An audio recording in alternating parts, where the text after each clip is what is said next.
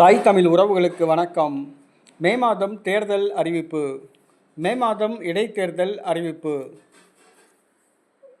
தமிழகத்தில் உள்ளாட்சி அமைப்புகளில் பல பதவிகள் காலியாக உள்ளன. கவுன்சிலர்கள் ராஜினாமா செய்த காரணத்தினாலும் மரணமடைந்த காரணத்தினாலும் தமிழ்நாட்டில் உள்ளாட்சி அமைப்புகளில் 448 இடங்கள் காலியாக உள்ளன. அவற்றிற்கு தேர்தல் நடத்தப்படாமல் உள்ளது. வருகிற மே மாதம் காலியாக உள்ள ஊரக மற்றும் நகராட்சி பகுதிகளில் உள்ள 448 காலி இடங்களுக்கு தேர்தல் நடத்தப்படும் என்று தமிழக தேர்தல் ஆணையம் அறிவித்துள்ளது. அதாவது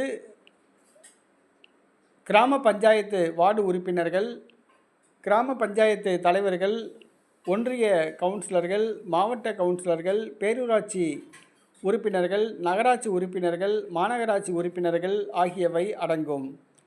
ஊரக மற்றும் பேரூராட்சி, நகராட்சி, மாநகராட்சி பகுதிகளில் காலியாக உள்ள 448 இடங்களுக்கு வருகிற மே மாதம் இடைத்தேர்தல் நடைபெற உள்ளது.